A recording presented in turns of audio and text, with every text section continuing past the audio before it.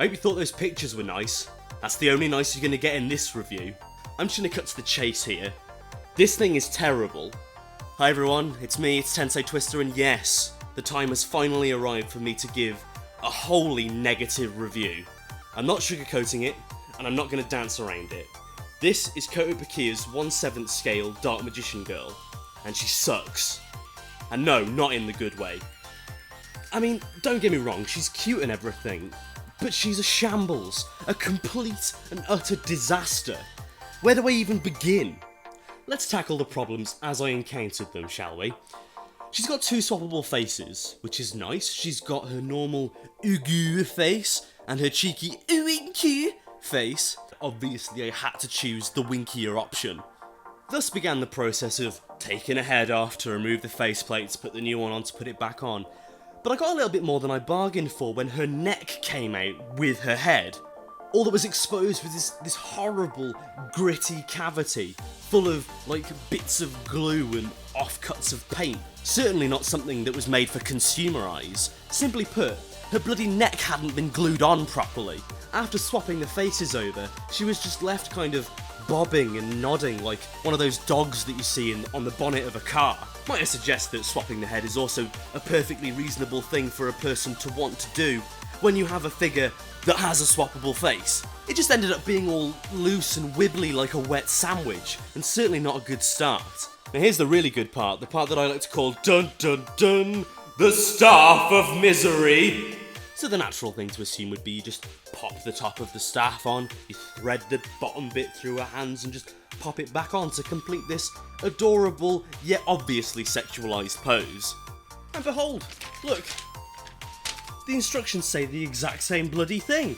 So imagine my surprise when the top wouldn't come off at all. Now, I've known figures to be tricky and require a little bit of persuasion to do what you want them to do, but when your staff head won't come off after A, blasting it with a hairdryer for 30 seconds on the highest setting, B, jamming a safety pin in and around the top to try and loosen it, and C, just straight up gripping it with a pair of pliers and trying to yank the bastard off. Once you start getting into that sort of realm, you have gone way, way beyond what would be deemed as reasonable force. Can of tuna? Can opener. This can of tuna? Thermite. So, after a team of surgeons, the ghost of Albert Einstein and 1.5 pounds of Semtex failed to get this thing apart, well, I managed to get it apart, but in the bloody middle. Now, it would be perfectly acceptable at this point just to throw up your arms in surrender and send the thing back.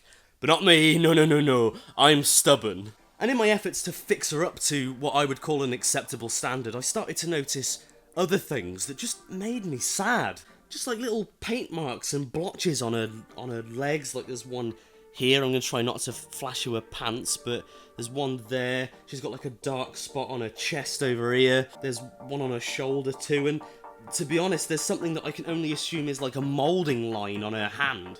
Now, I've managed to fix her. Sort of. I mean, she looks the part now, at least. But in my desperation, the damage has already been done.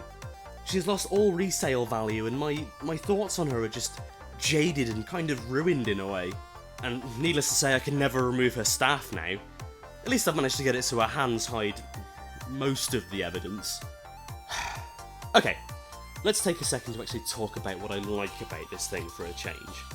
I make fun of the pose for being overtly risque, ultra blatant sexual, but it's actually quite nice. It's animated, and it's on a lower level as well, so when you pair her up with her Artifex J descendants, you end up with a nice dialogue between the figures, particularly Dark Magician and Yami Yugi. You kind of have the higher up, the middle, and then the low with this one, so you get a nice little slope of poses. And I mean, just look at her. I mean, when she arrived, I was just captivated by how adorable she was. And just look at her, she looks lovely. Before I got blown away with a dark burning attack of disappointment, I was so excited to get hold of her. The sculpt and the colours are wonderful. She's even got a nice little star thingy in the middle, which looks great. She's even got the same base as Dark Magician. I mean, she doesn't attach to it in any way, and it's like pink, but that's fine. It's just, there are so many things to get excited about. She's got little shiny bits on her gloves and everything. It's just such a crying shame. The whole thing has just been put together so shoddily. It's a shambles, and I'm so let down. And the real kicker is that since her initial release in 2011, she's been reissued 4 times. over four releases, over 4 years, with the entire repertoire of the Artifex J line that this girl effectively birthed with her success. You'd think they would have sorted the problems out by now. To make matters even worse, I know people that own the initial release, the 2011 one, both on and offline, and those ones are perfect! As a result of that, I really can't help but shake the impression that this girl was just shoveled out in an attempt to make some quick money. They knew that it would sell regardless, so they just released her with nothing in the way of quality control. I knew I should have ordered Marek instead of you. But no, I had to lock onto you like a freaking breast-seeking missile, didn't I? And now I feel like an idiot. But you know what?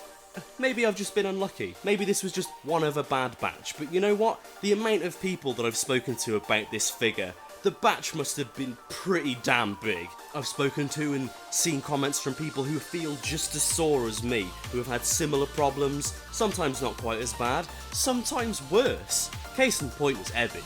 She got hers before me, and when I heard about all the problems I was like, oh, it's fine, I'll just be extra careful when I get mine. It doesn't work like that. So what about you guys? Have you got this release? Let me know how yours turned out. Actually, what would be more interesting is if you got releases before this one. Let me know how they turned out comparatively to this one and, say, the first release that most people say they had no problems with at all. That one even came with a freaking Karibo keychain. Besides that, I just really want to know your experiences with quality control in general. You know where the comments are. And one last thing that I would want to say actually before I close up is I want to give a massive shout out to Ami Ami, who really tried to help me out in regards to this figure. Their customer service can be a bit hit and miss sometimes, but at least when it comes to faulty goods, they are really, really good. The way they worked is I emailed them saying that I wasn't happy, listing what the problems are. They asked me for some photos and the invoice which you get when you receive your figures. They usually come in that little plastic wallet on the front of the box. So I sent them a few photos of that.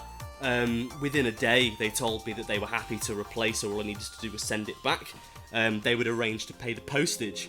And I considered doing it, but I had to double check, and annoyingly, because I'm in the UK, replacement products still count as new products, so if I was to get her replaced, I would have had to have paid full tax on it, which was a massive disappointment, but that's not their fault, that's our government's fault. So, yeah, massive thank you, even though I didn't take them up on their offer. Just don't be afraid to contact them if you have any problems. They are, more often than not, really helpful. So yeah, that's everything. Hopefully the next one will be a bit more cheerful. Bye!